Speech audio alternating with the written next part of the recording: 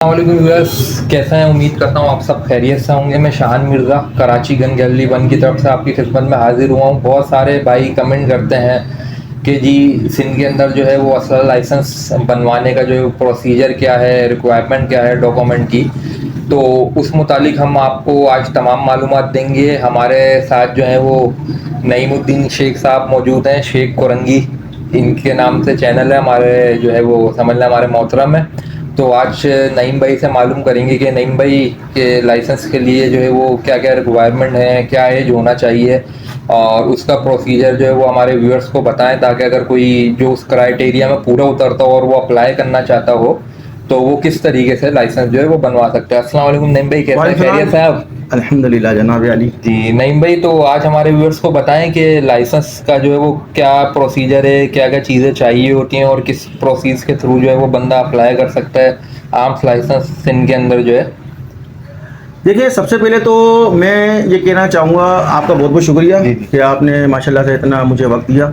दूसरा ये है कि देखिए, लाइसेंस अप्लाई करने के लिए आर्म्स का, उसके लिए एज जो है रिक्वायरमेंट वो है एज लिमिट 25 ईयर्स ओल्ड, यानी कि जो भी 25 साल का होगा वो अहल है लाइसेंस के लिए। कम उम्र वालों को इशू या वो प्रोसेस नहीं होगा? नहीं, देखिए ना वो ट्राई करा करें और ना ही जो है ना तंग करें, क्योंकि देखिए फायदा कुछ भी नहीं है। जो सिंध गवर्नमेंट ने जो एज की रूल्स है, जो रूल्स के हिसाब से होता है, उसकी लिमिट जो रखी है वो 25 साल एज होना चाहिए। इससे ऊपर तो हो लेकिन नीचे कम ना हो। 25 साल कम से कम होनी चाहिए आपकी। अच्छा, तो नहीं भाई, फिर इसका प्रोसेस हमारे व्यूअर्स को थोड़ा समझाएं कि अगर जिसकी एज 25 साल है और वो क्राइटेरिया में पूरा उतरता है तो वो किस तरीके से अप्लाई करेगा और क्या क्या डॉक्यूमेंट जो है वो होंगे लगेंगे उसके साथ और क्या प्रोसीजर होगा उसका? देखिए, उसके लिए देखिए दो तरीकेकार होते हैं। एक तो होता है बंदा होम डिपार्टमेंट से बनवा सकता है, अपना लाइसेंस अप्लाई कर सकता है। दूसरा डीसी ऑफिस से। अच्छा, ठीक है। उसके लिए जो रिक्वायरमेंट है, बंदे का CNIC होना चाहिए, वैलिड CNIC, जिसकी अंदर एज जो है आपकी 25 ईयर्स हो। तो आप उसकी 2 कॉपीज लें, अपनी पिक्चर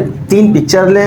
एक एफिडेविट मिलता है 100 रुपये वाला, उसको जो है ना दरख्वास्त जैसे लिखते हैं, आपने दरख्वास्त लिखनी है होम मिनिस्टर साहब को, तो वो आपने फिल करना होता है। और बिजली का बिल चाहिए होता है आपको। अच्छा, जहाँ आप रह रहे हैं वहाँ का जी, जो करंट आपकी जो लोकेशन है वहाँ का आपको बिजली का बिल की वो कॉपी भी लगाएंगे आप इसके ऊपर। और डोमिसाइल PRC सिंध का होना चाहिए आपका। अच्छा। और एड्रेस भी आपके NIC पर सिंध का ही होना चाहिए, तो वो भी, उसकी भी कॉपी आप लगाएंगे।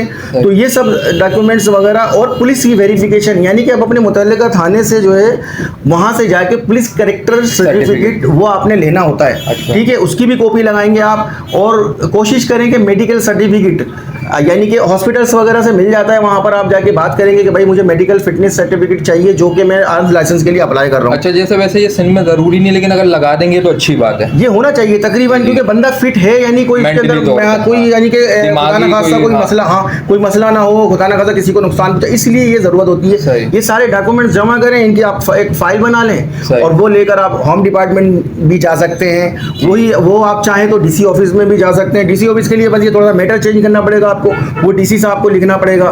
तो एफिडेविट के ऊपर के जी एफिडेविट पे लिखते हैं। और DC ऑफिस में भले दरख्वास्त भी दे दें तो वो भी चल जाएगी, दरख्वास्त पे भी लिख सकते हैं, कोई ऐसा मसला नहीं है, आम दरख्वास्त भी। तो ये सेट आपने बना के देना होता है। उसके अंदर देखें टाइम लगता है। अब आप चाहेंगे कि फौरी हो जाए, फौरी नहीं होता, थोड़ा सा टाइम लगता है। जब आपकी जैसे नाम समरी में नाम आएगा, लिस्ट में नाम आएगा, जब उसके बाद आपने रुजू करना होता है। फिर आपने जाके मालूमात करनी पड़ती है 1 महीने बाद, जैसे कि भाई मेरा नाम आया नहीं आया। जब आपका नाम आ जाता है तो फिर उसके बाद ये फीस वगैरह इसकी भरनी होती है। अच्छा, सरकारी फीस होम की बता देगा हमारे वर्ग को। जैसे जब ये उनका डॉक्यूमेंटेशन पूरी हो गई और वहाँ से अप्रूवल जो है SO साहब ने अप्रूवल कर दी, तो उसके बाद जो सरकारी फीस है, अगर होम मिनिस्टर कोटे पे वो अप्लाई कर रहे हैं तो उसकी सरकारी फीस हमारे व्यूअर्स को बता दिएगा कि कितनी होती है।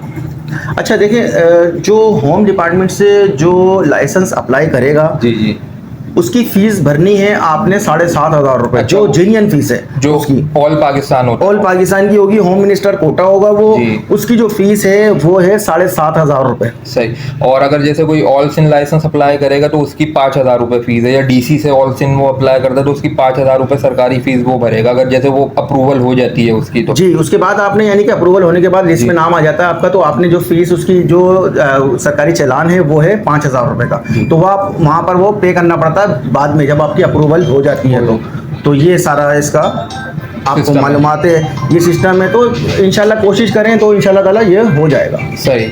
तो उसके बाद जो है जब वो हो गई, फीस भर गई, तो वो टोकन वहाँ से कटता है, फिर उसके बाद बायोमेट्रिक होती है बंदे की और वो तमाम प्रोसीजर होता है। ये टोकन वगैरह आपका जैसे अब लिस्ट में जब नाम आ जाएगा उसके बाद आपको जो है ना चालान, आपको भरना पहले पड़ेगा। टोकन आपका जो कटेगा, फिर आपने चालान भरना है। सही। सही है, टोकन कटेगा, बायोमेट्रिक करें, चालान भरें, उसके बाद जो है ना फिर ये उसका प्रोसीजर है कुछ दिनों का, जैसे दिन लगते हैं। अब आपका किस्मत के ऊपर है वो कितने दिन में आपका लाइसेंस बुक जो है जो है वो print- issue हो जाती है। जी प्रिंट होके आ जाएगा। जब सही। अप्रूवल आपको बुक की हो जाएगी, फिर उसके बाद आपको ये तमाम प्रोसीजर कंप्लीट हो जाएगा। कंप्लीट हो जाएगा इंशाल्लाह ताला। सही। तो ये छोटा सा मैटर था, तो इंशाल्लाह ताला इस जी। पे इस तरीके को फॉलो करें, इंशाल्लाह ताला बेहतर होगा। जी, फिर भी व्यूअर्स, अगर आपको कोई मालूमात लेनी हो लाइसेंस के हवाले से या कोई डॉक्यूमेंटेशन में अगर आपको कोई एडवाइस लेनी हो या कोई मसला आ रहा हो, तो आप हमसे रब्ता कर सकते हैं। हम आपको उसमें वो जो मामला होंगे हम उसमें आपको गाइड कर देंगे कि किस तरीके का मसला है या क्या आप गलती कर रहे हैं कि जिसकी वजह से ये हो रहा है, और डॉक्यूमेंटेशन आपकी प्रॉपर है या उसमें कोई इशू आए तो आप हमसे रब्ता कर सकते हैं। हम आपको गाइड भी कर देंगे और आपकी हेल्प भी कर देंगे जो है। तो